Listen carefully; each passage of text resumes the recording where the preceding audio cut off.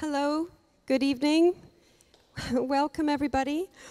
My name is Claire Martin, and I'm co-director here at St Ethelburgas, and I'm really delighted to welcome you to this evening's dialogue about kinship and indigeneity across cultures and times. So can I ask, who's here at St Ethelburgas for the first time this evening? All right, quite a few people. A very, very special and warm welcome to you. So in 1993, an IRA bomb detonated across the street. It killed one person, injured many more, and it shattered many of the surrounding buildings. And it also shattered an ancient medieval church which had stood on this site for 800 years. And Bishop Richard Chartres very famously stood in the rubble and prayed, and in his prayer he received a vision of a building restored not as a church, but as a center for reconciliation and peace. And over the years since the center opened, it's run numerous programs on conflict transformation and reconciliation. But today, our mission is about bridging divides and loving Earth. So we run a range of events and workshops and trainings and retreats that lean into this intersection between climate and peace. We run, for example, a faith leadership program called Journey of Hope. We run regular meditation and reflective community spaces, both here in person in the center and online. We run a world music program with different musical artists from around the world every month, and a spiritual ecology program called Lifelines, where diverse faith and community groups come together to plant hedgerows across tracts of England farmland with a shared sense of reverence for Earth. So those are just to name a few of the programs that we run. This evening's event forms part of a longer event series, which we're doing in partnership with the Fetzer Institute, exploring what faith and moral courage look like in an age of polycrisis. So we've been exploring questions like where does extraordinary courage come from? What can we learn from people who've risked everything to live up to their values? What forms of courage are especially needed in a time of such unraveling and uncertainty and risk? And how can we inspire ourselves and each other to grow our capacity for courage and bravery? And at St Ethelburgas, we believe it takes a certain kind of courage to listen to people with whom we may disagree, or who may have very different backgrounds and beliefs. And we think that this kind of courage is more needed than ever in our increasingly fractured and polarized time. So over the course of the series, we've heard from speakers who hold really quite different ideological and political and faith perspectives.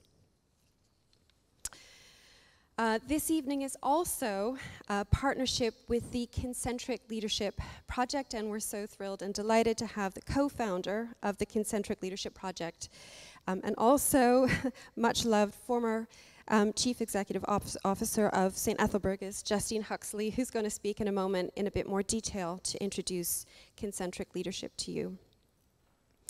And finally, I'm just hugely, hugely delighted and honored to welcome our speakers for this evening. Dr. Lyla June Johnston is an Indigenous musician, scholar, and community organizer of Diné, Navajo, and Cheyenne and European lineages. Her message focuses on Indigenous rights, supporting youth, traditional land stewardship practices, and healing intergenerational and intercultural trauma. She blends her study of human ecology at Stanford, graduate work in Indigenous Pedagogy, and the traditional worldview she grew up with to inform her music, perspectives, and solutions. Angharad Wynne leads retreats, storytelling gatherings, ceremony, dreaming circles, writings, and pilgrimages. These are conceived as radical acts of remembering our soulful, deep humanity and reweaving ourselves back into fully engaged participation within the web of life. Angharad is a published poet and writer, a storyteller, speaker, teacher, and expedition leader. She is the founder of Dreaming the Land, an animate earth collective, and she also leads Diné, a 3-year program exploring the native spiritual traditions and practices of the British Isles. So please join me in giving a very, very warm welcome to our speakers and our facilitator for this evening, Justine Huxley, Lyla June Johnston, and Angharad Wynne.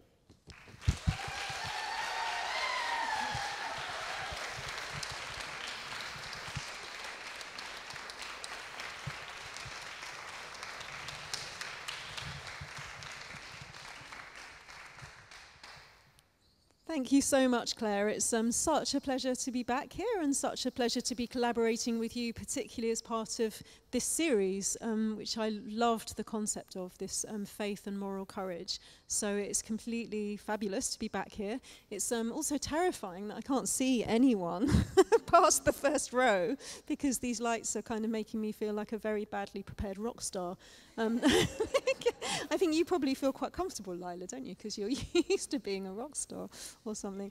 So I can't see anyone. So if I've been rude and ignored anyone, then please forgive me, because I can literally only see these first 7 people.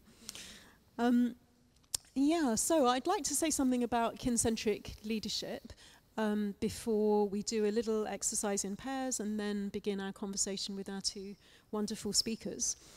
So Kincentric Leadership is a project that currently sits under the Global Eco-Village Network umbrella and was founded by myself and Anna Kovasna about a year ago.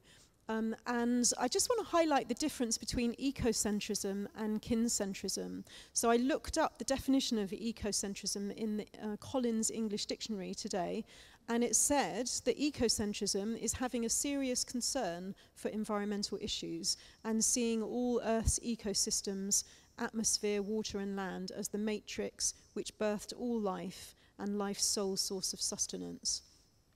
And kincentric, on the other hand, which is a term that was coined by Indigenous leaders Enrique Samon and David Martinez originally, expresses this slightly deeper relationship with the more than human world. So it highlights the sentience and the intelligence and the communicative capacity and the personhood and the agency and the equality of the more than human world, and sees us as equal, and also that it's a relationship of kinship, a relationship of kin, that we're family with the more than human world.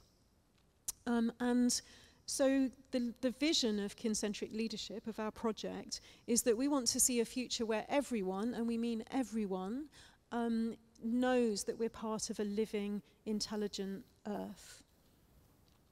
And that we also want to lay the foundations for a new or new ancient form of leadership, which uses this notion of kinship as its root. So we draw on many different knowledge streams in that work, but particularly we draw on Indigenous wisdom, and we draw on the revolution going on in the world of science around animal and plant intelligence, and we draw on practices around nature connections such as wilderness solos. And what we do is we design retreats that give people an immersive experience of that kinship, and we work with a global community of practice that stretches actually from Hawaii to Vietnam currently, and those people are our co-researchers working with this question of what does kincentrism look like when it's channeled into our leadership in various different concepts, in various different contexts. So we understand the roots of the polycrisis and all the various different aspects of that crisis as being a result of our dysfunctional relationship with the Earth. And so our belief is that in all of our responses to climate breakdown and to this crisis, unless we actually act from within the web of life, you know, on behalf of the web of life, rather than just acting as humans for humans, unless we do that, we're just replicating the source of the crisis in the first place, and we're just caught in this endless cycle of extraction. So the Indigenous worldview and life ways of traditional peoples and the plight of Indigenous peoples across the world are really central to our work and have been a key part of my own journey that's led me to set up this new piece of work. And I've been, you know, very deeply influenced by people such as Lyla and her mother, Pat McCabe, who many of you know, Antioxin Ghost Horse, and many other Indigenous elders that have kind of led me to this work and the contribution that we try and make. So this evening we've got a very unusual conversation between an Indigenous Turtle Islander and an Indigenous Welsh woman. So both exploring this theme of indigeneity from very different contexts. So I'm sure you're dying to get to our speakers, but I would love to just warm us up to the theme a little bit and to invite you to just turn to someone, hopefully someone you don't know, but or otherwise just someone you're sitting close to, and just say, what is indigeneity for you? You know, why did that theme draw you here this evening? What does it mean for you, and why were you drawn to be here? So just like a minute each to introduce yourself and share something about that.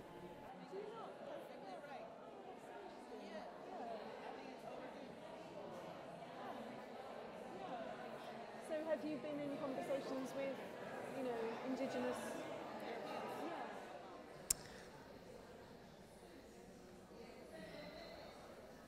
Wonderful, wonderful.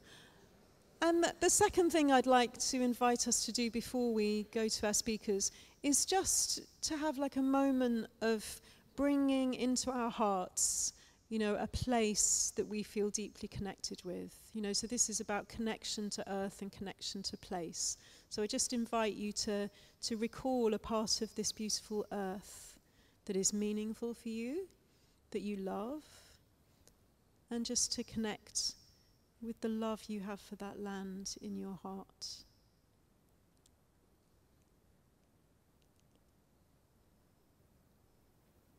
And if that's a slightly painful thing to be focusing on, I just invite you to be with the complexity of that for a moment.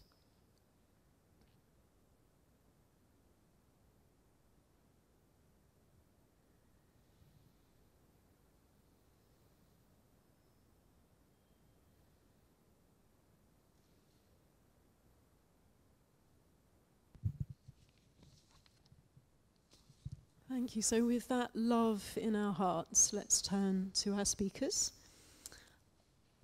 And I'd like to begin with a really simple question for both of you. Maybe I can begin with you, Lyla June. I'd love you to say, what's your definition of indigeneity? And just to tell us a little bit about your own personal journey into your indigeneity. Yes, ja, het eigenlijk edosh dat ne is nanisht is het gechien in Islando, naslane bashish in ashin de chelo, Belagana edosh another, Taos, New Mexico, daint nasha, aquit ego de ne ast anisla. So greetings, my relatives and my people. My name is Lyla June, and I come from the Nanisht Ejet Khachitni clan of the Diné Nation. We are also incorrectly known as Navajo. We are indigenous to what is now called New Mexico, Colorado, Utah, and Arizona. I got this clan from my mother. We are a matrilineal people. So we get our clans from our mothers, rather our last names from our mothers, not from our fathers. And as some of you may know, my mother's Pat McCabe. And so she gave me that. So yeah, I think we came up with the word indigeneity because indigenousness was just too awkward to say. But it's basically that, you know, it's the indigenousness of us all. So I know that we are all indigenous to a land, or in most of our cases, lands, and that these rivers flow together to make us who we are. And this is not to say we are all indigenous to the land we are standing on. That's different. But we are all indigenous to a land or lands. And so back in the day, there was over 80 languages spoken in California alone. And so I asked my elder, I said, how do we all get along? How do we coexist with so many languages?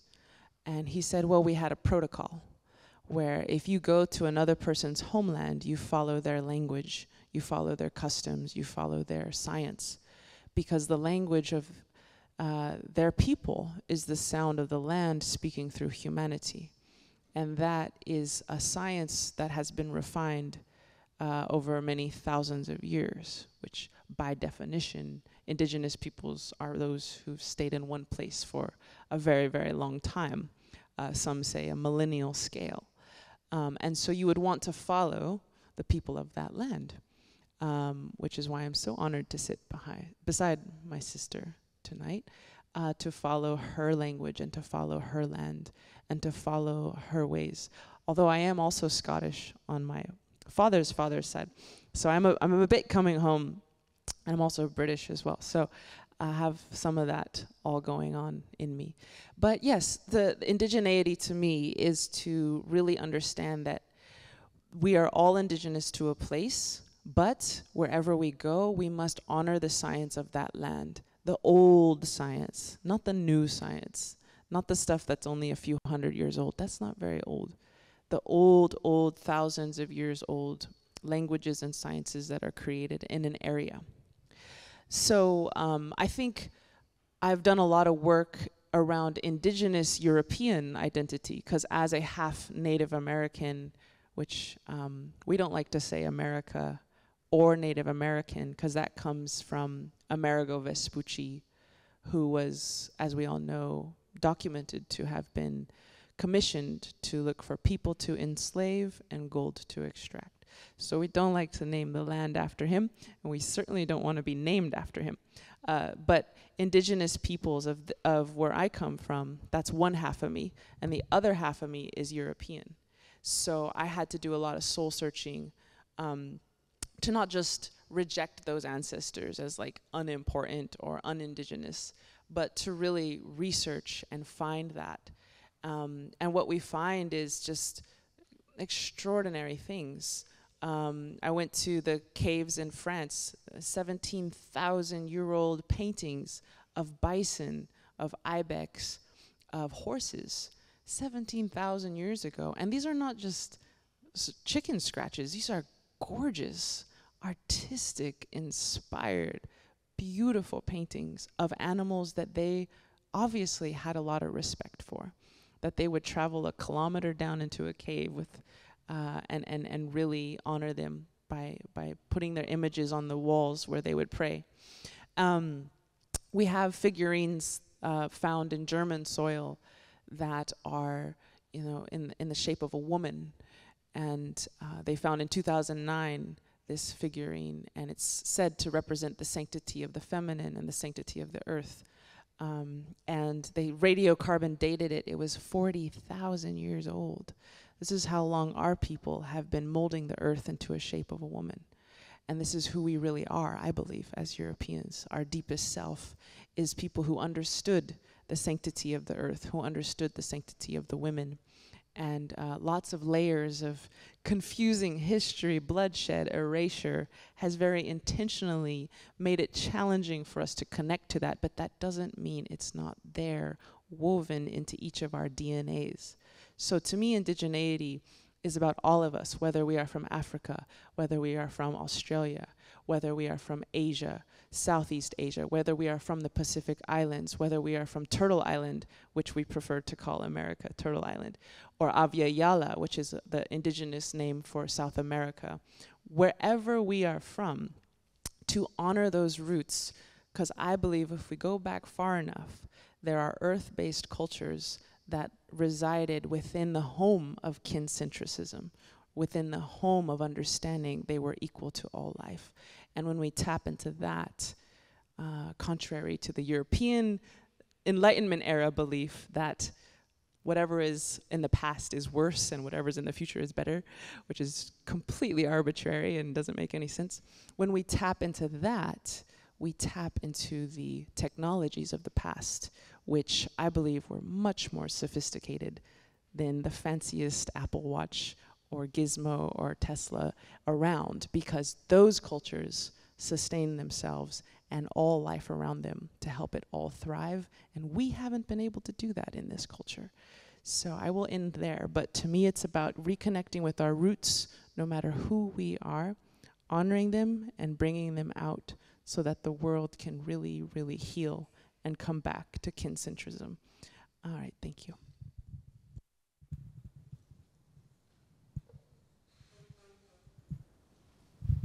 Diolch Lyla. Noswaith I gyd. Mae'n braf iawn bod gyda chi yma heno. Good evening everyone. It's very honoured to be with you all here this evening. Indigeneity. I feel like quite a newcomer to the word. Long before I knew the word, I had a sense of belonging. And belonging not just in the landscape that I was brought up in and that my parents on both sides were brought up in, and my grandparents and my great-grandparents and great-great-great-great-great-grandparents in the southwest of Wales, the area that would have been the tribal lands of the Dametai. I had very early experiences of walking into a particular place in a woods as a 7-year-old when playing hide and seek and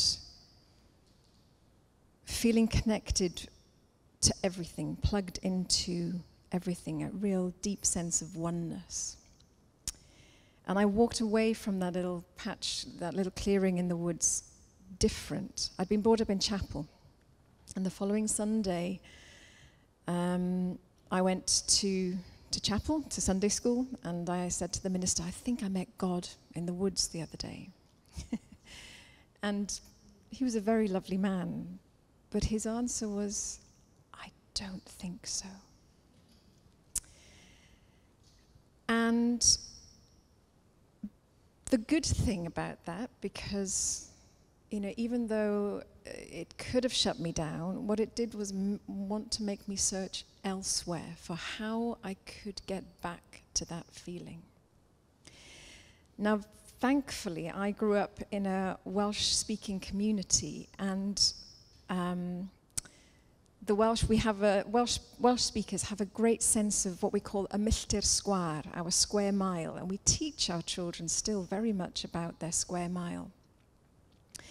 So I learnt from a very small age my local stories, the myths and the legends. Now, I was brought up in Carmarthen, Merlin's town, with all that kind of mythology. And I knew that my local history, long before I knew the history of England or anywhere further afield. But it was a really good grounding.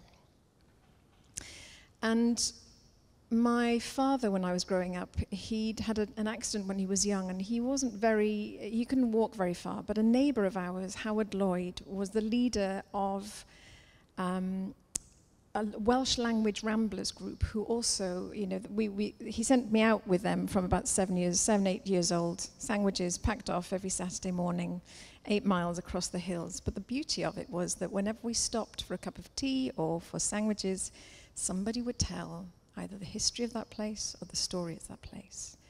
So I grew up with this deep knowledge of both the stories that lay underneath every stone in my vicinity and the history of the place. And years later, as I grew up and went through teenagerhood, I went looking for the answers to find a spirituality that would bring me back to that sense of oneness. And it took me into various forms of paganism and Western magic tradition until I found myself calling on some Greek gods in a woods near Gloucester and suddenly realizing that there was something missing here, that we had our own traditions here. I'd grown up with the stories of the Mabinogion, of the gods and goddesses of Britain, of the Brythonic tradition, the old British traditions. And from that point on, I just decided that I would start to look at what we had here.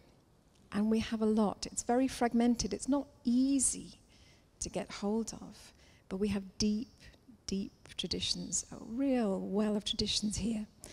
And very gratefully, I was in a position to meet people like Lyla June, her mum, and others who were great teachers to me, helped me to piece together some of the gaps and understand where those gaps were in a very tattered tradition, but a very rich tradition, enabling me to start the work with others of piecing back together what it means to be in relationship, deep relationship, to the land. And what I found is that very much is a very ancient animistic tradition. And so for me, it's a long way round to saying that's my journey into finding kinship. I started off as a child, as many of us do, in complete kinship with the world of nature. But somewhere along the line in adulthood, there was separation. It's taught out of us, right? And as an adult, I have to find my way back into it. And so that word indigeneity, that came later. And there are challenges with being a Western woman, even though I'm Welsh. I'm still part of the UK and the British Empire with all that means in terms of empire and what we've done to Indigenous traditions. So we've been part of enslaving forces as much as we in Wales, in Scotland and Ireland have an Indigenous history of our own, and as well in England. And it's time to reclaim that, because what I see is we look to others to try and find it, whereas actually if we can focus on this land here, it has all the stories and all we need within it here, and that's the relationship for me. Thank you so much. That's really moving to hear these different reflections. I love that you talked about this tattered but rich tradition and piecing it together. And Lyla, I love that you could refer back to artwork that's 40,000 years old, that you feel a connection to that you know your people were creating, those cave paintings and those sculptures. So it's just beautiful listening to you, the sort of depth of connection that comes through when you describe that. I feel very touched. So a bit of a different question now. As you know, this event this evening is part of this bigger series to do with faith and courage. So Lyla, I wanted to ask you a question about courage. Your people have obviously been through a lot and still face a lot in the face of American colonization. And I just wondered if you could speak to us about where your people have found the courage to respond to that, to weather those different storms. Yeah, we're in a situation in Turtle Island where there's 240 Indigenous languages spoken in the USA and Canada, what we now call the USA and Canada. And of those 240 Indigenous languages, only 30 of them are spoken by the children. 30. We're facing a crisis of language extinction. This is down from tens of thousands of languages throughout North and South America. And we're also facing, just the whole gamut of things that you don't want to be facing. The destruction of our food systems. About 98% of us were wiped out. So I'm a descendant of the 2% who just wouldn't die, who refused to die, or rather, maybe they got lucky, who knows. Homicide's the third leading cause of death among Native women. There's a lot of abduction and murder and sex trafficking of Native women in the US, and on and on and on. Diabetes, poverty, youth suicide, the whole 9 yards. We are fighting tooth and nail every day to exist in a country that would rather we were dead. And that's not to say the whole country is that way. A lot of Americans, tons in fact, are standing beside us, trying so hard to fight with us. But the overall structure of America depends on the notion that humans are all just warlike, survival of the fittest, and you guys lost. Sorry, get over it. Instead of the reality, which is we weren't even trying to fight. And we were genocided very strategically, very official policies of extermination. So in the face of all that, of course you need courage, right? And I think the sister of courage is faith, because you just need a lot of spiritual support to weather these storms. And I'm very proud to say that after all we've been through as Indigenous peoples, what they call Indians or American Indians, or all kinds of funny terms they came up for us,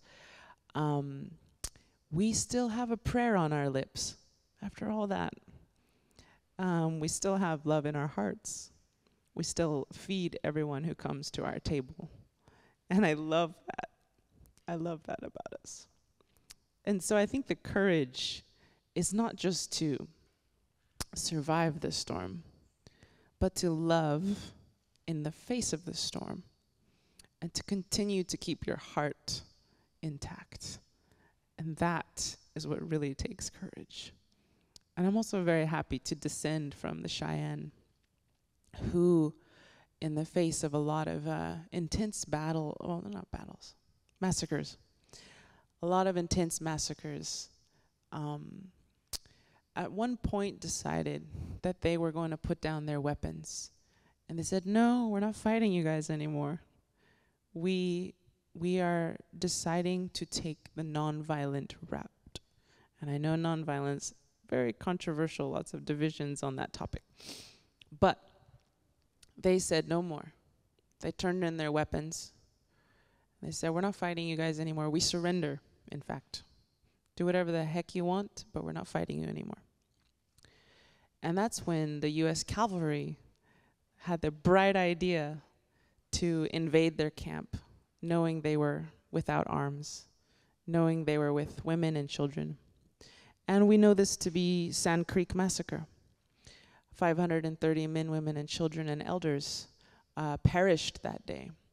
Their bodies were mutilated by the US government. Terrible, weird stuff. But what's interesting about this is the way the Cheyenne decided to carry themselves that day is the reason there's even one drop of Cheyenne blood left on the planet. And let me explain. Because we held ourselves with courage to stand in our heart, to not give in to the violence of the oppressor, it could be seen clear as day who the true savage was. And this altered American policy forever after. They went from a policy of extermination to a policy of assimilation. And thus began the boarding school era, where they took our children into schools, cut their hair, taught them English, blah, blah, blah. But assimilation is better than extermination. At least I'm still here to tell you this story today. Truly, in large part, to the courage that the Cheyenne had that day. They decided to not face hatred with hatred, but to face hatred with love and faith. And lastly, I'll just say, after that's all said and done, we have to find the courage to forgive. You have to find the courage to find compassion and understanding. And to this day, my native elders will say, Lyla, have compassion for our European brothers and sisters. Think about the 2,000 years of warfare that they went through before Columbus was ever born. Think about the way that Roman powers and other powers burned their women alive. Think about the ways their languages were prohibited in schools. Think about the torture chambers that they had to go through, the bubonic plague that wiped out 1/3 of their people overnight. Have compassion. And I think it's the most beautiful courage that I have ever seen and that I can ever relay, is this courage to forgive and to love in the face of such hardships. So, thank you for holding space for that. Appreciate it. What a beautiful answer. Thank you so much for that, Lyla.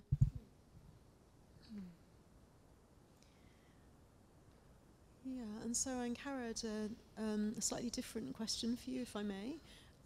I'd love to hear about how you understand your own journey into your indigeneity as a Welsh woman in relation to the plight of First Nation peoples? Like where were the similarities in your experiences, or where is it different?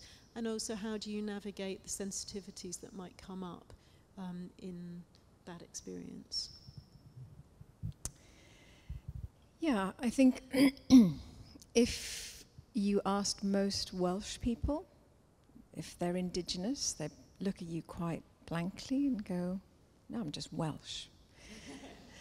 And that means different things to different people.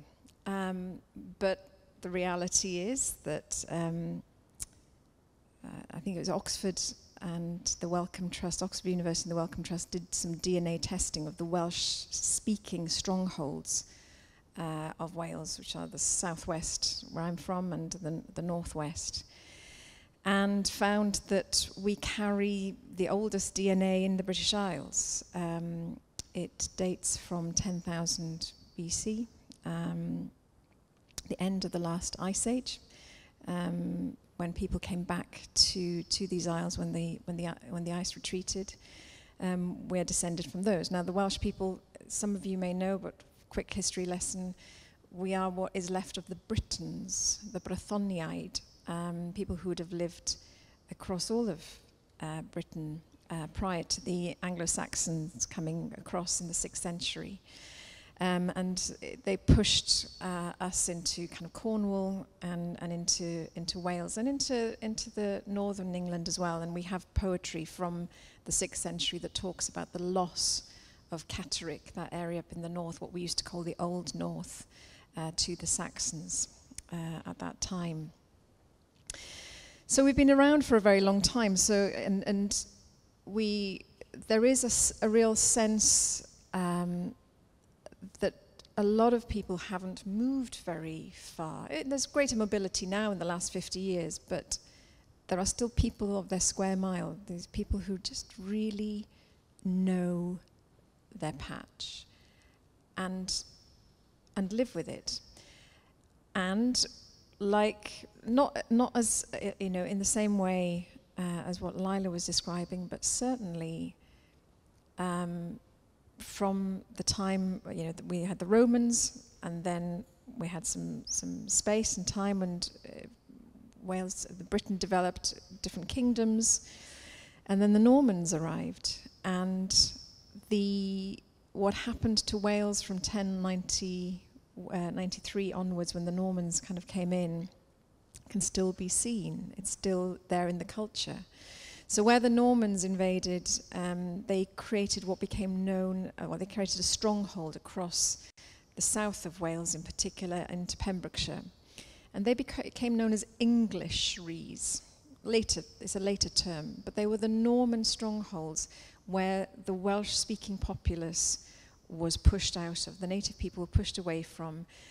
They couldn't get any work there. They were pushed to the poorer land. And in the part of Wales where I'm from, and further slightly to the west in Pembrokeshire, there's a line of Norman castles that goes from around about St David's across Lamphey all the way down to Larne. And it was a line that became known as the Landscare line.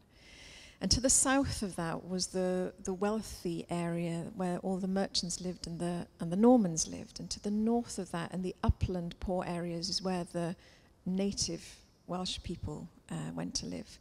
And to this day, the DNA and the language culture is different, both sides of that language divide. So to the north of that are the Welsh-speaking heartlands, and to the south of it, very different DNA. We had Flemish settlers coming in, very different culture even. And that landscale line has only shifted 5 kilometers in 1,000 years. So these things have long kind of generational impact. And we go on further to, the what we call Brad y Llyfreigleision, when the English powers that be in the mid-18th century decided that the Welsh language was really a bad idea in terms of helping the Welsh get on in the world. Of course, that wasn't the reason at all. They realized that resistance to land grabbing. There was something about the Welsh language and our communication and tribalism that through the language and the culture would survive. And so they, following this report, they started what was known as the Welsh Knot, and children going to school in Wales from the mid-19th century through to the early 20th century would, if they were heard speaking Welsh in school, would have a sign put around their neck with WN on it or something similar, and made to stand in the corner.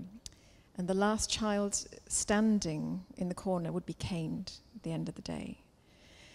And of course, the idea was that you would try and dob in one of your friends because you'd heard them speaking Welsh, so you could get off the chair because you didn't want to be caned in the night. So, you know, it's one of the many things in terms of caning a language out of our tongues. And of course, when a language dies, a whole culture dies, a whole history, a whole beautiful thread of how those peoples have interacted and been kin with that land and the landscape. Thank you. Yeah, I think this subject of language is so interesting. If there's time, I'd love to ask you both a question about language. But that's so fascinating that your DNA goes back to the Ice Age. I'm kind of suffering from DNA envy right now. Well, you quite probably have some of it. Some of it, yeah, maybe. Yeah. Yeah. Yeah. Thank you. So, on to a question about kinship. So, I would love to hear something from both of you about how you experience the relationship between indigeneity and protection of the more than human world, and also whether you feel that our responses to climate breakdown might be different if they were rooted in a place of kinship, in that deeper place of intimacy with the more than human world. So what for you is the relationship between indigeneity and protection of the more than human world, and how would our climate responses look different coming from a place of kinship? It's a two-part question. I'm glad I followed it all the way through. Okay, so yeah. We've approached the topic of white supremacy in the world, this strange arbitrary notion that the lighter your skin, the more important you are. We've approached male supremacy, also known as patriarchy, this other strange notion that men are just more important than women. And we've begun to dismantle those two things, which is very important. But we have yet to fully grapple, and we are starting to, thanks to folks like you and many others, with the concept of human supremacy. Another extremely arbitrary concept that for some reason humans are just more important than everything else. Doesn't make any sense, especially when we are absolutely dependent on everything else for our own existence. So logically, even if we were the most important, that would mean everything else is also the most important, because we need everything else to keep us afloat. But yeah, I mean, I don't think indigenous cultures have this characteristic of being kincentric. I think indigenous cultures just screwed up enough times to finally realize they weren't the center of the universe. I don't see kincentricity, or the notion that a frog is not only as important as me, but is my relative, and I would treat the frog the same way I would treat my own grandmother, or the horse, or the moss, or the river, or the rock. That all of these things are our relatives, our kin. I don't think that this is some kind of unique cultural characteristic of indigenous peoples. Rather, I think it's an absolute truth that when given enough time, humans figure it out. They figure out that this is the reality of the situation. that not only are we connected to all things biologically, but we are connected to all things emotionally. That there's a love for life. Any dog owner knows this. Any cat owner knows this. I have a bunch of sheep. We're also shepherds. And people say, oh, why do you got those sheep? For the wool, for the meat? I say, well, why do you have your grandma? Why do you have your dog? Do you eat it? Does it give you something? It's like, no, these sheep are my people. They're my friends. They're my relatives. They're my companions in life. And their breath soothes me. And the real kicker is my breath soothes them. They need me too. And we all need each other. And we're woven together by this invisible microscopic tapestry of the microbiotic world.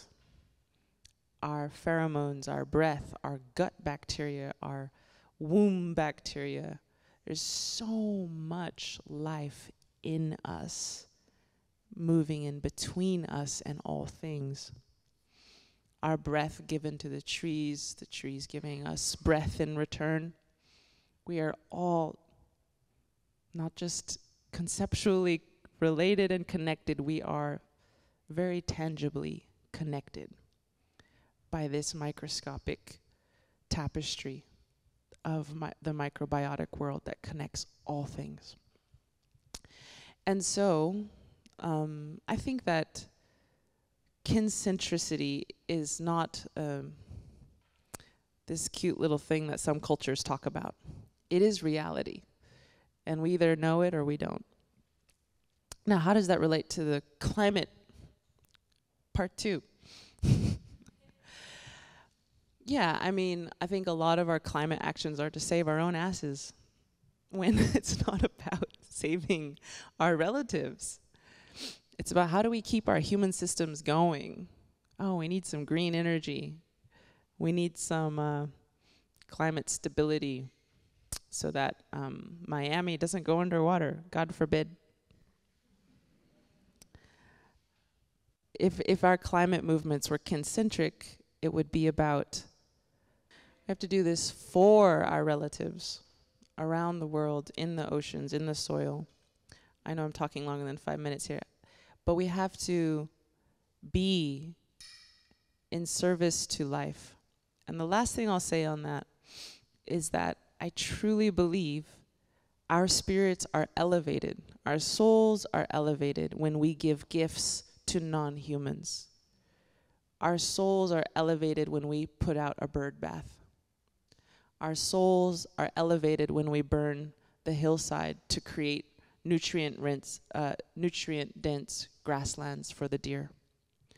Our souls are elevated when we create these intertidal, 6,000-year-old intertidal rock walls in British Columbia that expand clam habitat. They make the cooler, stiller waters for the clam.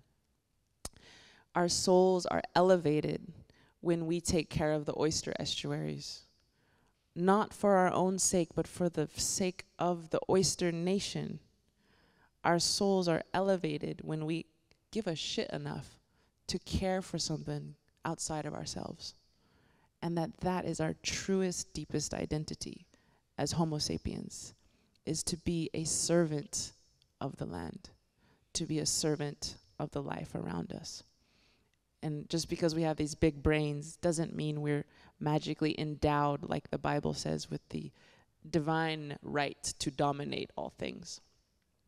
If that's true, then a parent would have the divine right to dominate their child, right? Because they have more faculties. But that divine power, that divine mind, and that divine ability is not given to the parent so that they can abuse and exploit their child. It's given to the parent so that they can care for and protect their child. Similarly, any gifts we've been given can and must be leveraged for the protection and nourishment of the non-human world. And so that's the direction I think we need to head. And again, digging into our DNA will help us get there. Okay, thank you. Can you just remind me of the question again? Because it was in two parts. And yeah, the question was, how do you see your indigeneity relating to how we protect the more than human world? What's the relationship between those two things? And also whether our responses to climate might be different if they were rooted in a place of kinship. I think I want to go back to the kind of the earlier question about the nuances in kind of my sense of my indigeneity here. One of the things that I think separates my sense of indigeneity as a Western woman here in Britain is that I'm so much further away from a time when I lived communally. The cult of the individual has been so much more rampant here in the Western world. And I think we are at the very edge of that now. I think it's like an elastic, we have to kind of come back. So I've always felt it really important and been so supported and so inspired by speaking to Indigenous teachers and things from all over the world who are closer to that time of living communally, who are closer to the old practices that nourish and nurture and set that up for children from their very little, tiny little children upwards. And so part of the work that I've had to do is to sit with teachers and piece together some of those practices and find out how they nourish and how they work. How is it that they work to bring us back, to make us more porous and enable us to become, to find our way back into relationship with all creation? So I think that's a part of what this, for me, the value of the indigenous cultures is the processes they hold, the knowledge they hold, and being in such close proximity to the remembrance of what it's like to be a human in kinship with all things that we have tended to forget. We're having to re-piece it and remember it back. How does it kind of work with, how can this change the course that we are on with the world? But partly that's the work that I've been doing with Anima Earth Collective. That's what that's designed to set up, because what I've come to see and others have come to see along the way is when we start to do this work here in the West, when we put the old processes back, when we sit with trees, when we sit with rocks, when we open ourselves up to beginning a relationship, when we make offerings, when we make ceremony together, something profound happens. But we almost always come to a deep sense of grief before we can move through. And that grief is often about what we as humans feel we have done to the natural world, but is also a deep grief for realizing what we have been disinherited from because of the cultural norms that we've grown up with generationally here in the West. So I think that the more that we can do that work, and my hope is everybody who, we open our doors to people to be able to do that work in the hope that they become beacons and share that work and share that work and share that work. And we do it one person at a time, and it becomes a movement. And we share the stories, we share the songs, we share the sitting out through the night, feeling into how small and insignificant we are within the web of life and how precious we are in the web of life. And I really love what James Hillman said. He thinks that, he thought that we were mistitled as Homo sapiens. He thought that humanity should be called Homo appreciatus, because that's our job here on the earth, is to appreciate and to tell the stories and to create the poetry and to sing praise songs back to all creation. and that our job was to fall in love with the earth time and time and time again, and to be kin with all things. And the one thing, you know, that I the beginning of all this process is when we start to talk to people, people will talk about us and nature.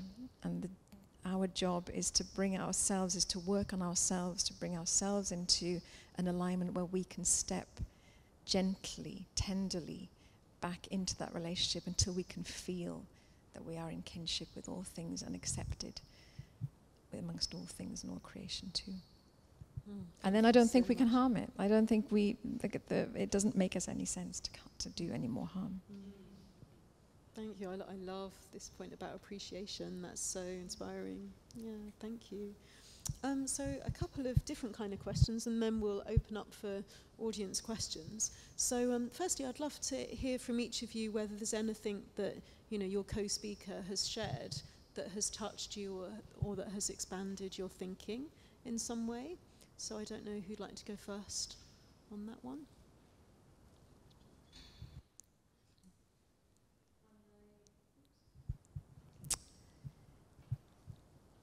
I'm always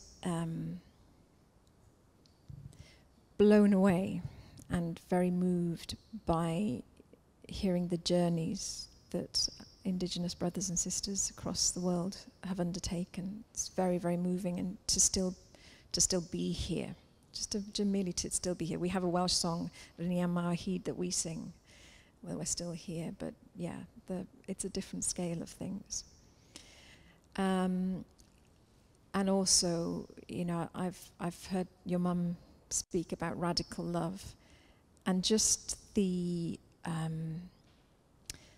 commitment to the love, to opening the door and welcoming in the other, the feared other, the other that has harmed, and to do that, you know, as an act of reconciliation, to understand that if we are really talking about becoming kin with all beings, it means becoming kin with each other too, across the divide. You know, we can't do this work just straight into the natural world. We have to understand that we are nature, and we have to find the relationship with each other as well. So coming back into community of all nations is part of that. So yeah, thank you for a reminder again of the beauty and how great-hearted it is.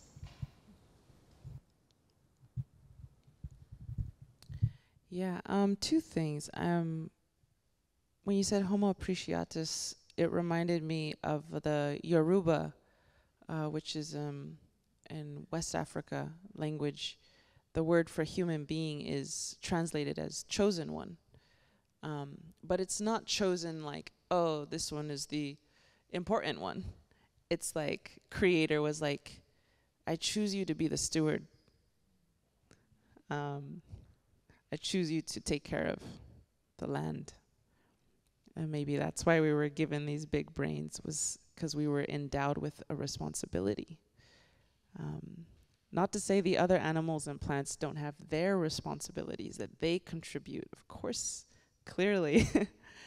The most obvious example being the bee pollinating everything, making the world go round, basically. But to say that humans are also endowed, they are chosen to be caretakers. But another thing you said that really was an aha moment for me was when you said that you feel as though Indigenous folks, perhaps of Turtle Island, are closer to that remembrance of communal living. Because I'm always going around encouraging European folks to witness their own indigeneity. Literally, no matter who you are, you don't need to have envy. We're all having ancient roots. That's the only way you get here. There's only one way you get here, and that's as a piece of a very ancient thread. So I'm always trying to encourage European folks to do that, but I forget that even though that's true, they still need perhaps some help. to get the concrete tools, the concrete stories, the concrete memories, the concrete philosophies and guides.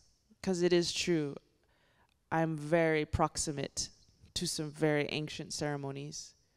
In fact, this red belt was given to me when I had my first menstruation when I was 14.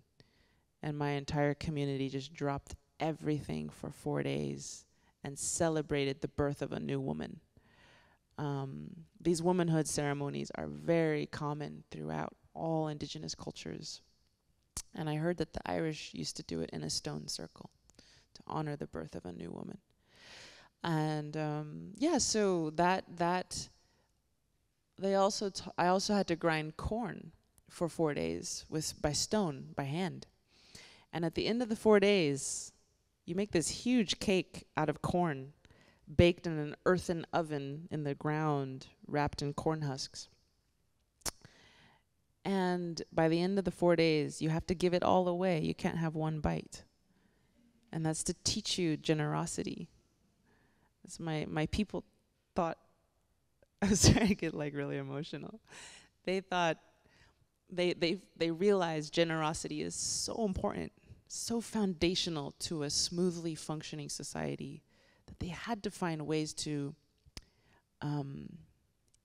not encode it in the children, but endow it to the children. Like, this is your gift. We're giving you the gift of generosity. So anyways, I could go on, but we do have these proximities to these really amazing, awesome things, which I'm sure are just reflections of your ancestors' amazing, awesome things that might have been forgotten, but maybe I could remind you of or something. And so it just reminded me that I do have a place here as a Diné woman to maybe share some helpful tools and tricks on how to be human. And the recipe for that corn cake. Yeah, the recipe for that corn, which we're going to be doing, by the way, this next decade. There's going to be a flood of Native people coming to Europe, so get ready. Okay, that's all. Thank you so much. And I think I've learned a lot myself from just listening to your different reflections coming from these very different contexts. I'm super grateful to you for everything you've shared. And I'm very excited about the next thing that's going to happen. Because we're actually going to switch gears a little bit, and just bearing in mind, the relationship between language and indigeneity, and between ceremony and indigeneity, we're actually going to use song to dig a little bit deeper into both of your roots now. So, and I think it's fantastic that both of these guys are going to sing for us. So I'm wondering who'd like to go first. Would you like to introduce your song? Well, I think I drew the short straw because apparently Lyla June's song is a kind of real crowd pleaser, so I thought I kind of wouldn't kind of try and follow that one. So this song is a very, very old song, so old I don't really know how old it is, but it's a magic song. It's a song of spinning and weaving, and it's about how we spin and weave our futures with that we have in our fingers now.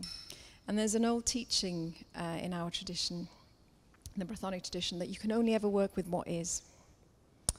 And you've got to kind of work that, because that's the basis for your future.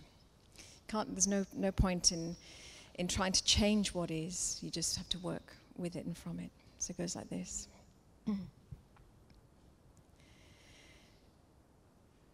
Pan oedd o'n arferig noswaith yn y gwydd,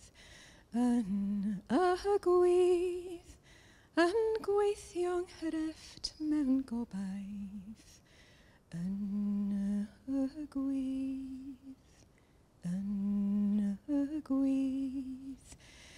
meddylais wrth fy hunan, na wyddwn pa mor fian y dwysed oedd fy amcan yn y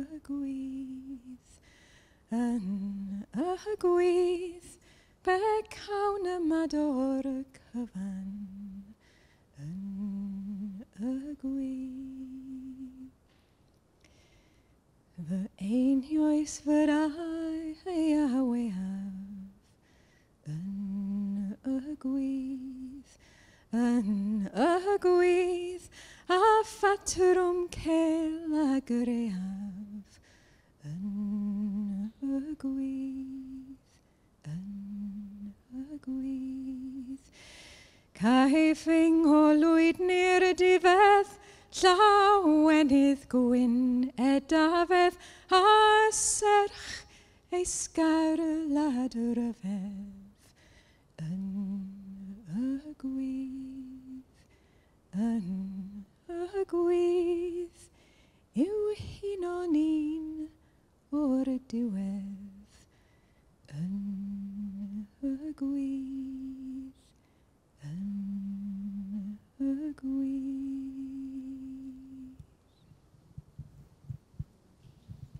So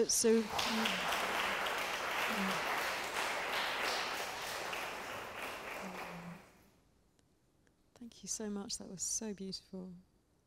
Bless you.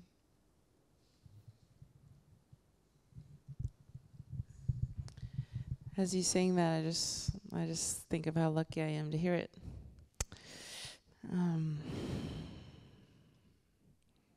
I recently learned that at one point, Queen Elizabeth, the old Queen Elizabeth, ordered that every Celtic harpist be hung.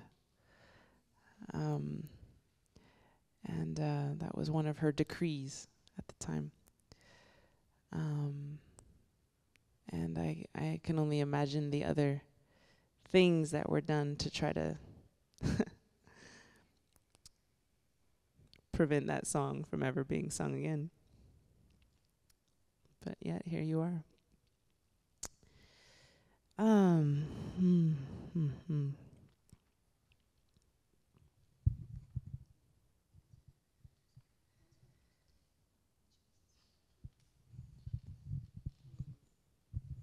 That was so beautiful. I feel like I don't want to sing anything. I'm just so delicate. Mine are really like intense. Okay.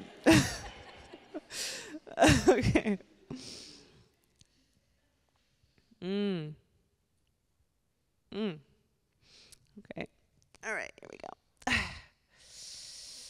Gotta walk around a little bit. Gotta move the old hips. A lot of sitting. You know, these transatlantic planes. Okay, do you guys want to learn how to beatbox? Yeah. Okay, so try this. Try to go 1, 2, 3. All right. Okay. Now let's try like a 1, 2, 3. Okay. Now let's try like it's kind of in the back of the throat. It's like a 1, 2, 3. Okay. It's getting dope in here. Okay, let's try like a. Okay, 1, 2, 3. Ice cold. Okay, let's try like a. 1, 2, 3. Now put those two together. Let's try like a.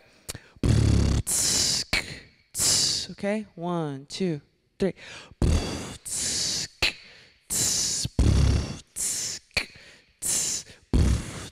Yes, give yourselves a hand. You are now all beatboxers. All right.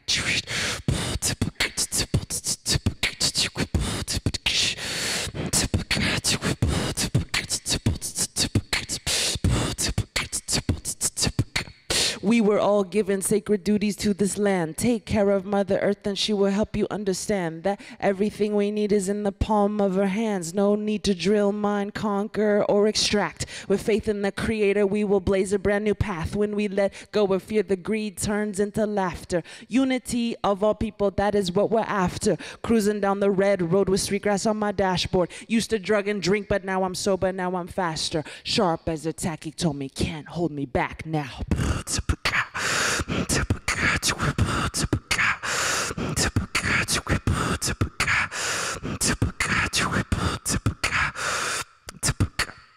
I just want to build a new world for my children. With love, prayer, and unity, this nation is rebuilding. Up from the ash of genocide and division. Red, black, yellow, white as one, that's the vision. Every race participates in this new beginning. Sacred is the masculine and sacred is the feminine. Infinite, indigenous, continuous, deliberate. Nothing can stop the people once they got their intentions set. Some people say that the land can be owned. Some people say that the land can be owned. But deep in our hearts, we know that isn't so, because we don't even own this flesh or this bone. No, we can't take it with us on the soul's journey home. The only thing we own is the lessons that we know. So when we wake from the slumber to remember we are one beautiful people under one beautiful sun, we must also release all claims to the earth, because she don't belong to us. We belong to her.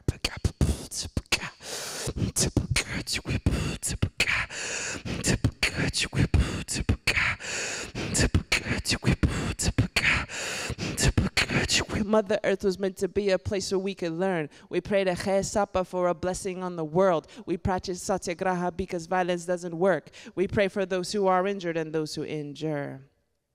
We pray for those who are injured and those who injure. Unconditional prayers for the whole wide world. We sun dance year round. Yeah, we let the sage burn, because when we pray for the people, we will start to understand what it means to be true woman, what it means to be true man. Cradled in the arms of the sky and the sand, just strands in the tapestry of the master plan, because together there is nothing that we cannot achieve. Together there is nothing that we cannot achieve. Can I hear you say that? Together there is nothing that we cannot achieve. Together there is nothing that we cannot achieve. Together there is nothing that we cannot achieve. Find love, find healing, find unity. Honjon nahasli, honjon nahasli, honjon nahasli, honjon nahasli. Thank you.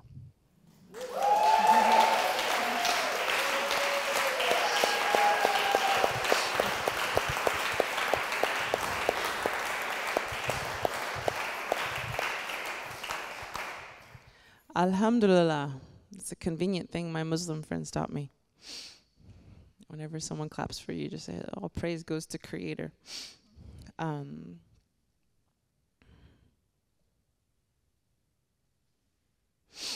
this next song is called All Nations Rise. It's just to honor all of our indigenous roots.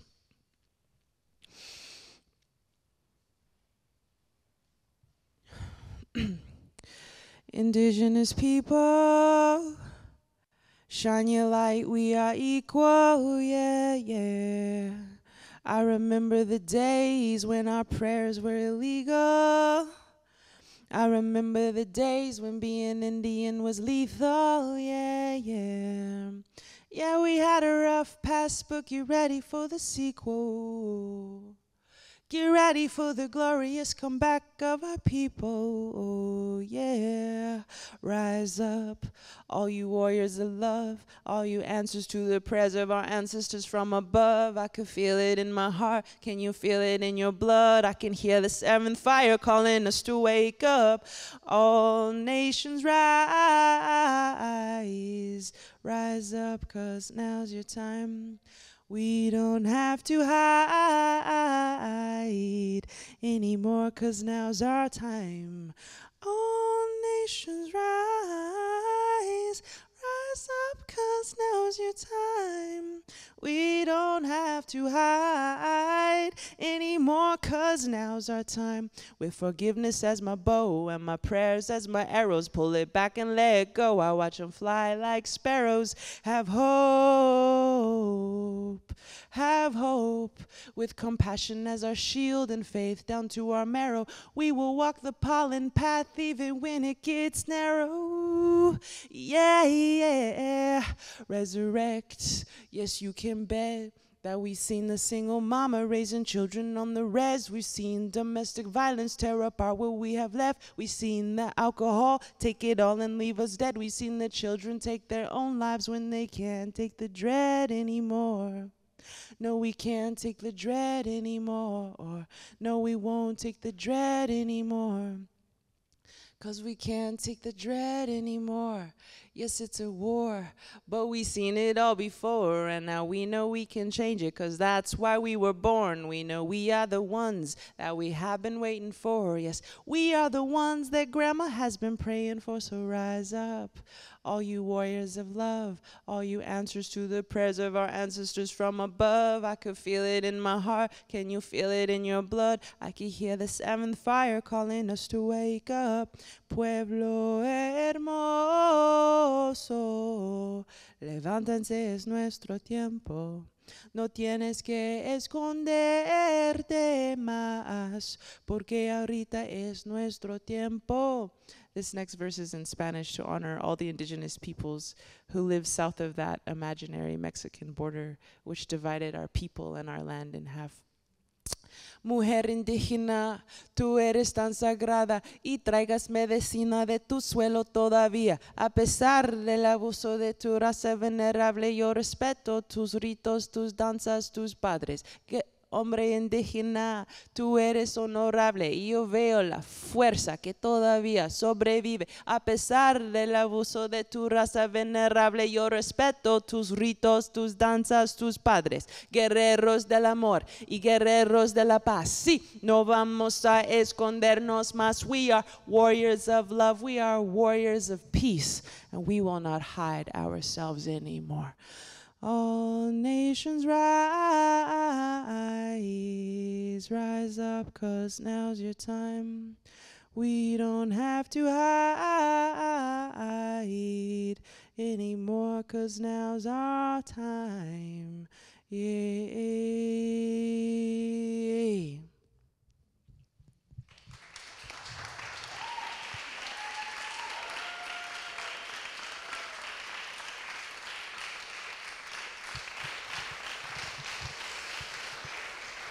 So for Lyla June and Angharad.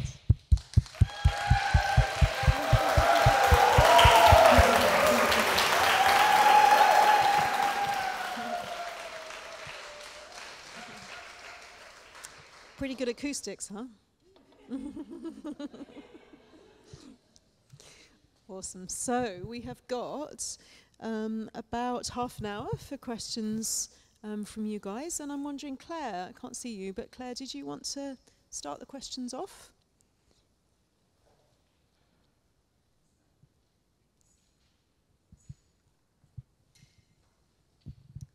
Thank you so much. This has just been an absolutely exquisite evening so far. Thank you. I've been sitting with the theme of grief and the aspect of kinship, which can be very painful, actually, when you feel that things are looking really dire, and just, holding this, this little few syllable word polycrisis, but what that actually unpacks out to mean, this future that we're looking at, and that young people feel so much fear, so much despair, so much grief. And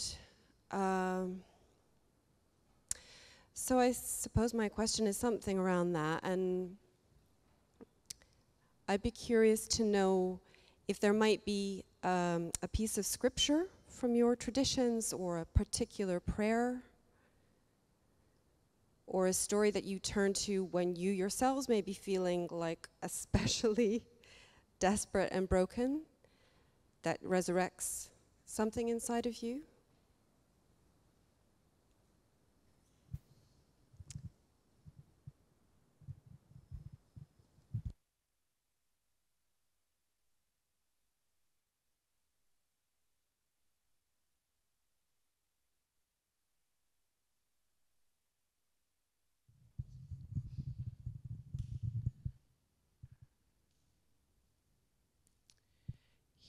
Well, two things. Number one is a very wise elder once told me, Lyla, the ancestors are not asking you to be perfect. They're just asking you to try. And I think about Standing Rock, where we were fighting against this pipeline that was going to potentially pollute the entire Missouri River. And it has leaked, in fact. And at one point, there was 5,000 people in the camp actively fighting this pipeline. And we were so sure we were going to win. And you know who was elected. And long story short, they didn't want our movement to win because they wanted to make an example of us. Like, don't try this, it's not going to work. The pipeline went in the ground. The oil started to flow. And I looked to my elders and they said, no, Lyla, we did not lose. We won. Because winning is not found in the outcome. Just wait for those sirens to go by. Winning is not found in the outcome of the battle. It is found in the process of the battle. How you fight is where you gain your honor and your victory. And so on the day when the police were kicking us all out, just remember this. Oh my God, the police slipped on the ice. It was really funny.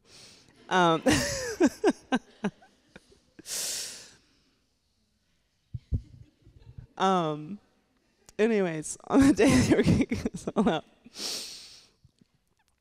we declared victory that day, actually. We said, well, we won. Because we did everything in our power to help. We never lifted a single gun the entire time, which to us was a victory. To maintain our stance on nonviolence was a victory. We prayed for the water each and every day of our struggle. And we prayed for our enemies each and every day. The helicopters would fly over us, so we'd always pray for them, you know. And so, no, we won that one. That's not to say we don't care that the outcome came out the way it did. We'd like to have won that way too. But the most important victory doesn't lie in the outcome, but the process. And the second thing I'll say quickly as I can, well, just to sum that up, we need to try for our descendants. And in that trying is our victory. In that trying is our honor. And of course we want to win this battle, and I do believe we can. But the trying is what's most important, not the being perfect and flawlessly averting the polycrisis. Okay, the second thing I want to briefly say is the cycles of collapse are not always terrible. Sometimes they are our gift. Long ago, my people were in Chaco Canyon, an ancient, civilization in what we now call New Mexico. And my ancestors were not acting good. They were going off the path. They started to create a caste system. They started to create slavery. They started to create a system where some families were more important than others for really no apparent reason. And the high priests would sit above everyone. And at that time, we started to also try to play God, bringing people back from the dead, all kinds of crazy stuff, overrunning the ecological capacity of the area. And anyways, long story short, our hubris just went like this. And when hubris goes like this, it is always humbled. Every time. We see it with the mound building cultures, we see it with the pyramid cultures in Maya, we see it with the Chaco people. Every time we tried to act like we were the center, we were tough stuff, Creator sent us a big old drought. And in the year 1100, Chaco was destroyed. And we say Creator gave us the gift of a drought to give us the courage to change. Apparently nothing else was working. And through that drought, we learned about equality. And now if you go among Diné people or Pueblo people, you'll never say, oh, this clan is more important than this clan, or the Tsétsêhéstâhese are more important than the Kia'ani, or the Angharad are more important than the Aushchi. We understand every clan has a role and every clan is equal. But we weren't just born that awesome.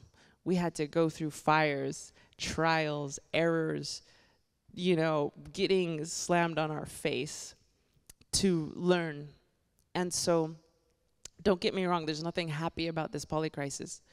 But I do believe that the absolute crippling of our hubris might just be exactly what we need. And it's gonna be hard. People in Chaco Canyon starved, you know? But that's not very much suffering compared to the amount of suffering we're inflicting on the earth each and every day. And ultimately it will help to self-correct itself. So okay, whatever that's worth, I wanted to share that story.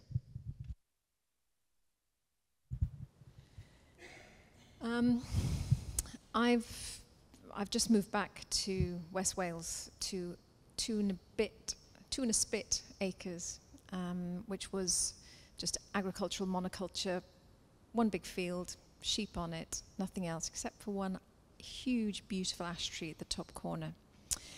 But for the last 2 years, I've been living in Devon, and in February this year, January, February, we planted 1,400 odd saplings on the land to help to regenerate and bring more life, more diversity.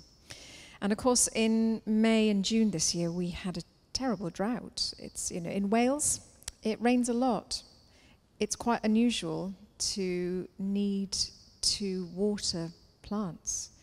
But we found ourselves journeying from Devon back to Wales on missions with a very long hose pipe to water all our saplings, which took a day each time to keep them alive. And I remember sitting in despair one day thinking, hang on, if this is going to continually happen, this is the ecological crisis we're in, how are naturally occurring saplings going to survive?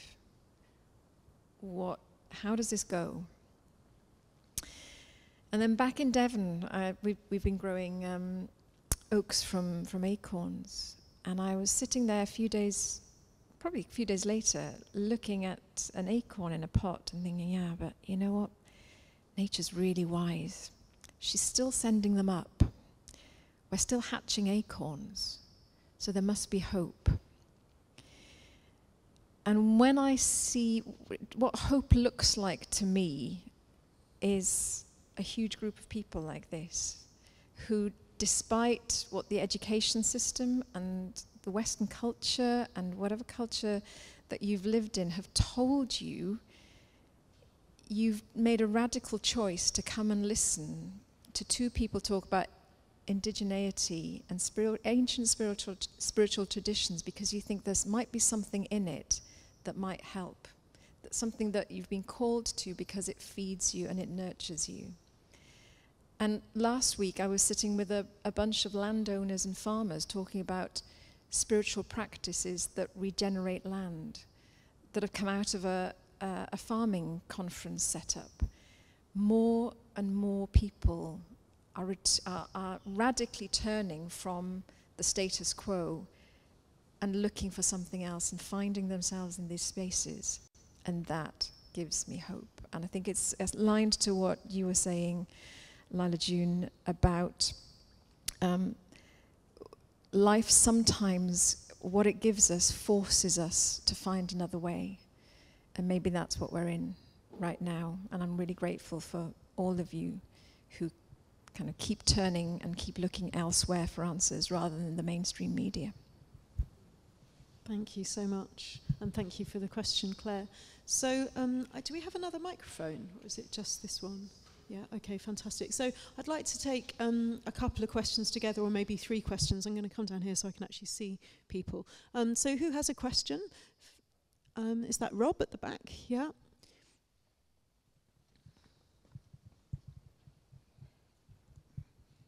Hi, Angharad.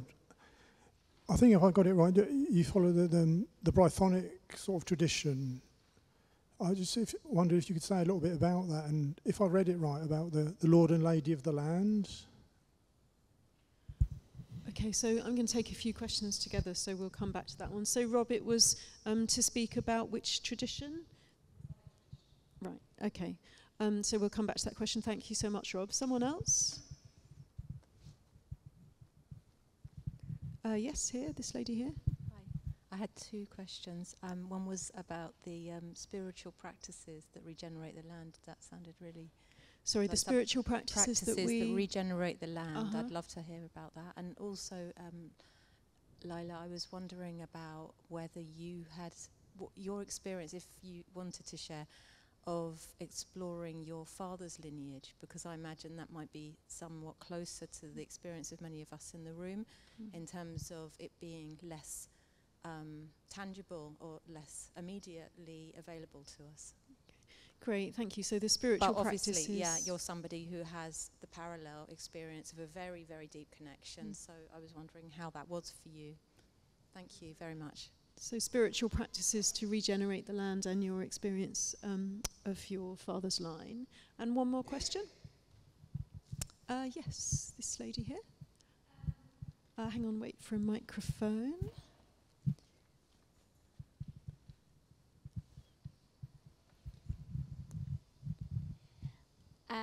I'm interested about indigeneity in the context of like multiple ethnicities and races and contexts. I'm half Iranian, half English, and I grew up in Northumberland, about 10-15 miles away from where my dad grew up, but I'm completely disconnected from the land where my mum grew up. And she doesn't come from a like minority ethnicity within Iran that would have a connection to that. Like, she's the like homogenous Iranian ethnicity that doesn't have that. And I find that really interesting. Like, I have this like beautiful connection to both cultures, but no connection to that land. And like, I don't know, indigenousness in the context of globalness is interesting. And Lyla, from a like mixed perspective, I thought that might be interesting. Yeah, fantastic question. Yeah, thank you. So indigeneity from the perspective of multiple identities and this global experience. So we might have some time for some more questions, but we'll start with those three. So Angharad, do you want to speak to Rob's question? Yeah, the Brythonic tradition. So the Brythonic tradition technically is that which existed here existed across Britain pre-550, when the Anglo-Saxons started coming in and pushing us out and brought their own culture and kind of laid that culture there. But it was continued in Wales and in Cornwall in particular, and it was held there. And the stories, so the stories that are the Mabinogion that you might have heard of, that tend to be considered as Welsh stories, actually they're the matter of Britain. There's a whole body of literature, stories, songs, that is the matter of Britain. It's the Brythonic material. And of course, kind of Christianity comes into that. So I tend to be looking at what kind of sits beneath and before Christianity. And what's there is very much animistic. What you were talking about, the Lord and the Lady of the land, that comes a bit later, and that actually comes in a lot with the Saxons as well. So they bring some of that in.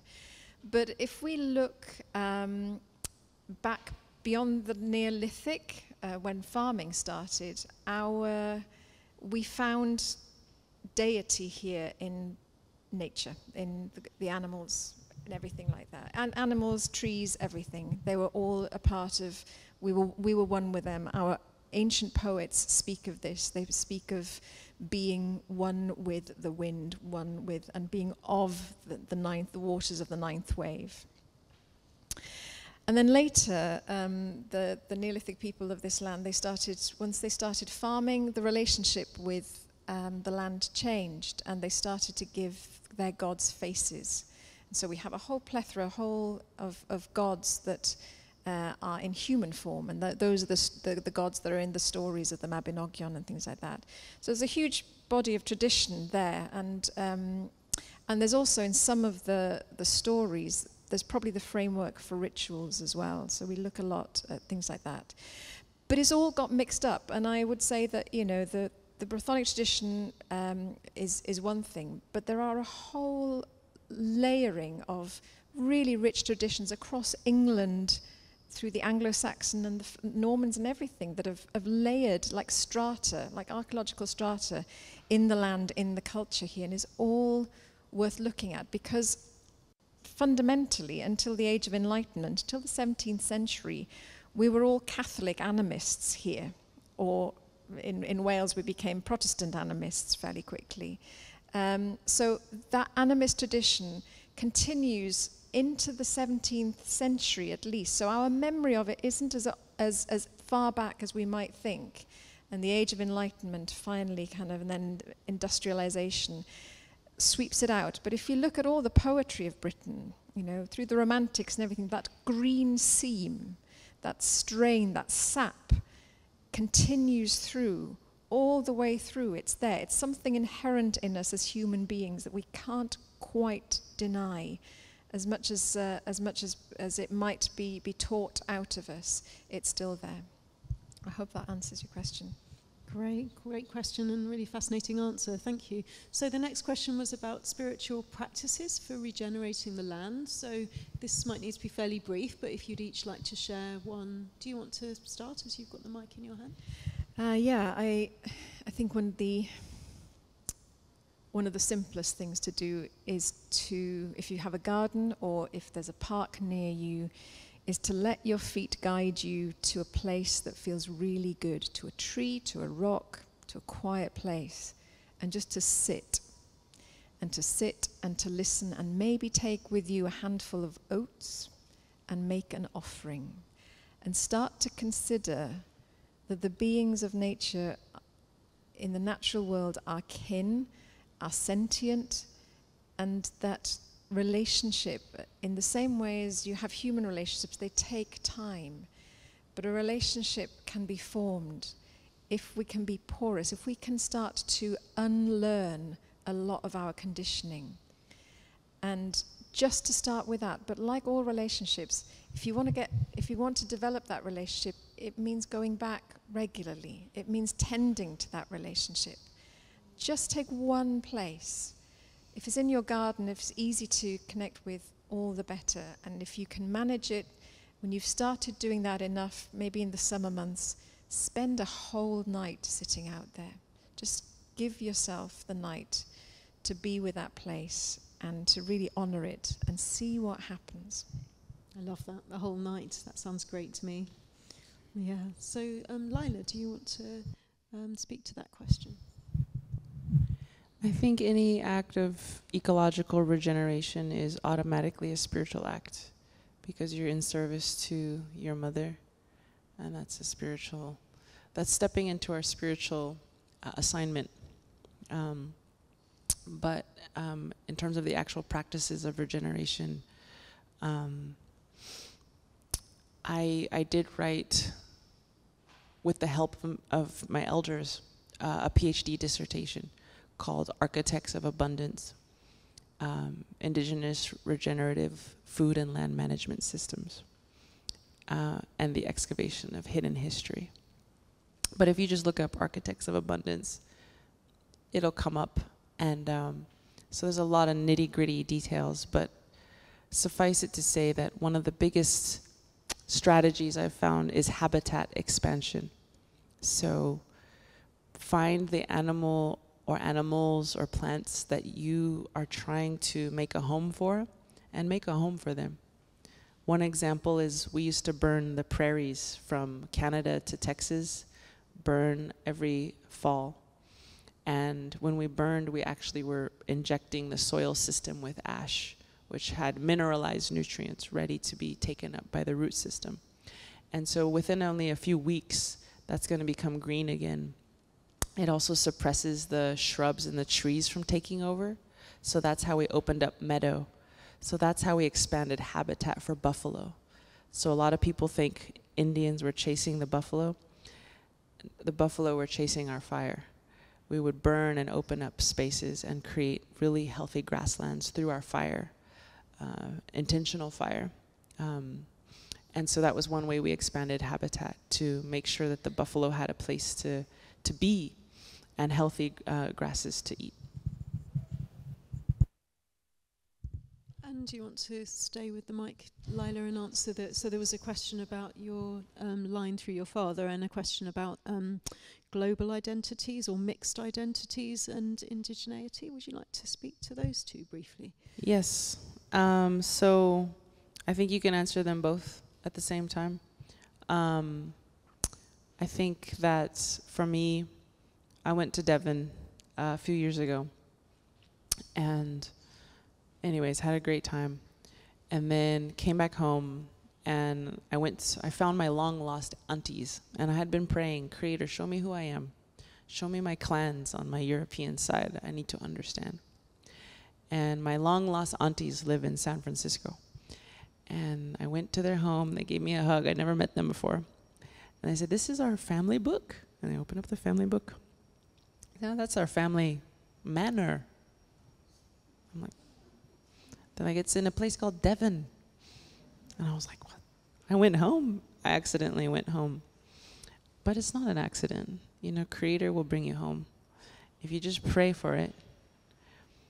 And not only will Creator bring you back to Iran, but even the deeper roots of Iran, the deepest roots.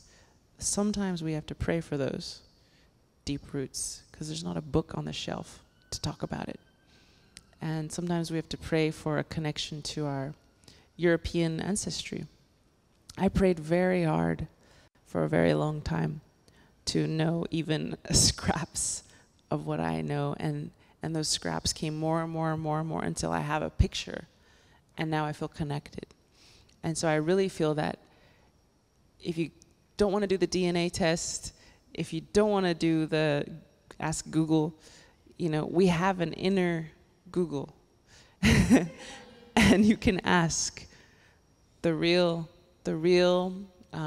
keeper of knowledge, keeper of answers. And he or she or it or they, whatever Creator is, I don't know, will help you find the answers. Fantastic. I love that.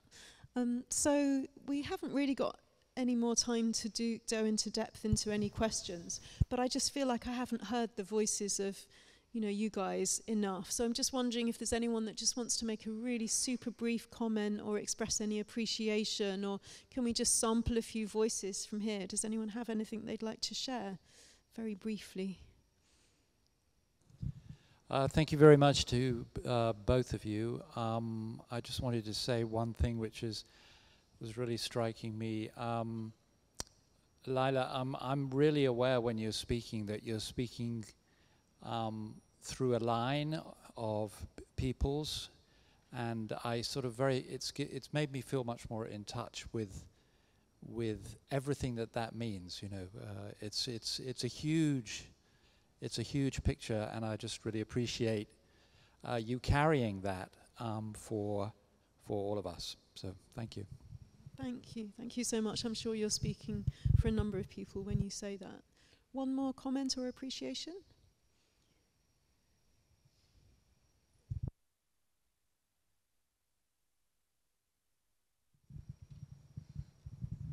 Thank you, Diolch yn fawr. I realize, and speaking with you on the train, Lyla, which was a wonderful experience, I realize I've carried a lot of shame and fear about talking about indigeneity and what it means, because there's different definitions of what it means to be Indigenous. You know, according to the United Nations Declaration on the Rights of Indigenous People, one definition is you're only allowed to claim indigeneity if you are someone whose land has been taken away. Therefore, yeah, it's a complicated one of who has the right to claim that. But I think if we don't claim, own, belong our indigeneity, we then try and claim and own another's. And that's the really dangerous place to be in. So thank you. Thank you so much, Nessie. So before we... I just want to speak to the role of those of us who descend from oppressors, because that's a really actually juicy, exciting role. We get to do the fun part of amends making with our words and with our actions. So as a Diné woman, we used to raid the local pueblos. Maybe the Spanish taught us how to do that. Maybe we were doing it on our own. I don't know. But we harmed people. We stole food. We stole women. We stole children.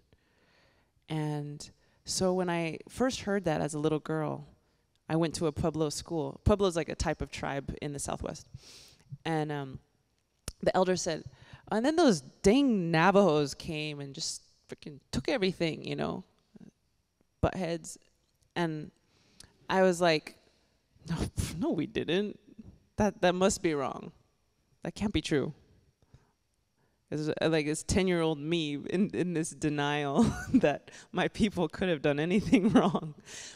As I grew older, I was like, Lyla, you say you respect oral history. Are you going to respect what this woman is saying? Your people did this.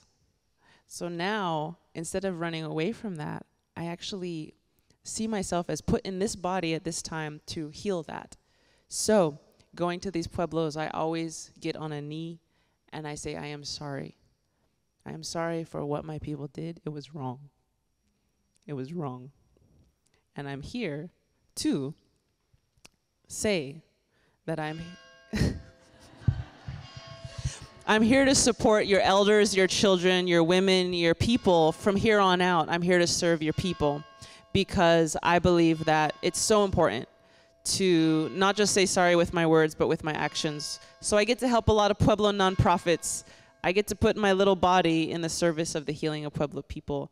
And to me, that has transformed from a fear and something I want to run away from to a joy that I embrace and run towards and fully enact as doing my piece of the puzzle of the healing that we need. Thank you. So before we thank our speakers and before we've got some announcements, let's just have a moment of reflection. And let's just close our eyes. If you're willing, just close your eyes. And we'll just go into this, into our hearts and into this place where we all have, as human beings, this deep need to belong, either the deep belonging that we experience or the longing to belong. And we'll just offer that in our hearts. So if prayer is a part of your repertoire, then you can see it as prayer. If it's not, then it's just about offering one's longing or going to the place of longing. So just to be with our longing to belong to this earth and to a land, to our lands, and to part as being part of the wider web of life.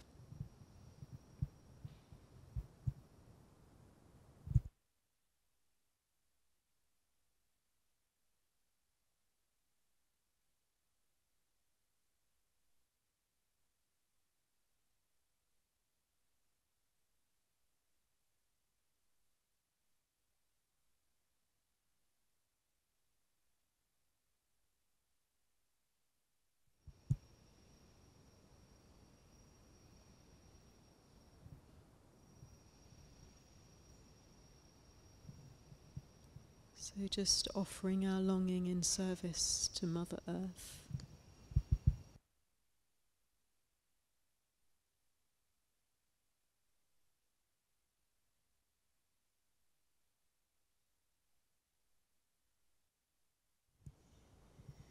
So thank you so much. You've been a beautiful audience and our speakers have been amazing. So please let's give them one last big round of applause and thank you.